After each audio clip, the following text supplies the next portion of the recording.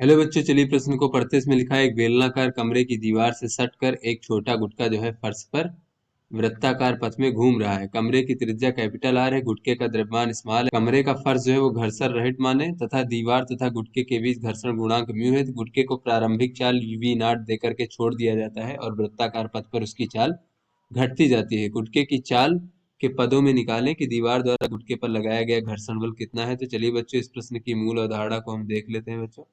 बच्चों, इस प्रश्न की मूल अवधारणा में हम देख लेते हैं कि अगर कोई वस्तु जो है इस प्रकार से वृत्ताकार पथ पर बच्चों गति कर रही है, तो वृत्ताकार पथ पर गति करने के लिए उसे एक अभिकेंद्र बल की आवश्यकता होती है बच्चों, जिसकी दिशा जो है केंद्र की ओर होती है और उसकी चाल के अभिलंबवत होती है बच्चों, उसकी गति की दिशा के। तो बच्चों, ये आवश्यक अभिकेंद्र बल जो है ये किसी भी प्रकार से प्राप्त हो सकता है, चाहे वो गुरुत्वाकर्षण, अभिलंब बल या घर्षण बल, किसी प्रकार से बच्चों ये प्राप्त हो सकता है। और ये इसका मान होता है एमवी का वर्ग भागे आर, क्या है बच्चों, वृत्तीय पथ की त्रिज्या है। उसके बाद बच्चों हम देख लेते हैं कि अगर दो सतहों के बीच में सापेक्षिक गति होती है बच्चों इस प्रकार से, तो बच्चों सापेक्षिक गति का विरोध करने के लिए बच्चों यहाँ पर ये घर्षण बल लगता है, जो कि गति की दिशा के विपरीत दिशा में लगता है। और बच्चों इसे हम गतिज घर्षण बल कहते हैं। इसका मान होता है म्यू गुणे एन। म्यू क्या है बच्चों, दोनों सतहों के बीच में घर्षण गुणांक, और एन क्या है बच्चों, लगने वाला अभिलंब बल है। तो चलिए बच्चों अपने प्रश्न को हल करते हैं। तो यहाँ पर बच्चों कहा जा रहा है कि एक हमारा बेलनाकार जो है कमरे की दीवारें बच्चों बेलनाकार है इस प्रकार से। बच्चों ये कमरा है जिसकी दीवारें इस प्रकार से बच्चों बेलनाकार हैं, और ये बच्चों इसका फर्श इस प्रकार से वृत्ताकार होगा जिसकी त्रिज्या आर होगी। तो यहाँ पर बच्चों इससे सट करके एक गुटका रखा गया बच्चों, जिसे वी नॉट चाल दे करके, प्रारंभिक चाल दे करके छोड़ दिया जाता है बच्चों। तो इस प्रकार से ये दीवार के किनारे सट करके बच्चों वृत्ताकार पथ में गति करेगा बच्चों। तो किसी क्षण जो है इसकी चाल अगर हम बच्चों वी मान लें, तो बच्चों इसके वृत्तीय पथ की त्रिज्या कैपिटल आर इस प्रकार से होगी।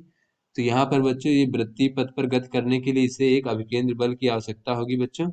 तो बच्चों ये चूंकि दीवार के संपर्क में है, तो दीवार द्वारा इस पर एक अभिलंब बल बच्चों इस प्रकार से एन लगाया जाएगा, और ये अभिलंब बल ही जो है आवश्यक अभिकेंद्र बल प्रदान करेगा बच्चों। तो ये एन बराबर हो जाएगा हमारा अभिकेंद्र बल के बराबर होगा, जो कि होगा एम वी का वर्ग भागे कैपिटल आर बच्चों इस प्रकार से। तो यहाँ पर बच्चों हम देख लेते हैं कि जिसमें कहा जा रहा है कि उसकी वृत्ताकार पथ पर उसकी चाल लगातार घटती जाती है बच्चों। तो घटती इसलिए जा रही क्योंकि इसके गति के विपरीत दिशा में बच्चों इस प्रकार से एक यहाँ पर दीवार के द्वारा जो है बच्चों घर्षण बल लगाया जा रहा है। तो यहाँ पर बच्चों देख देते हैं दीवार द्वारा लगाया गया घर्षण बल कितना हो जाएगा। दीवार द्वारा लगाया गया घर्षण बल, तो बच्चों गुटके पर दीवार द्वारा लगाया गया घर्षण बल का मान हो जाएगा घर्षण गुणांक म्यू और गुणे बच्चों अभिलंब बल एन। तो बच्चों इस प्रकार से म्यू गुणे एन का मान है एम वी का वर्ग भागे आर इस प्रकार से। तो ये बच्चों घर्षण बल का मान हो गया। तो आशा करते हैं आपको समझ में आ गया होगा। धन्यवाद।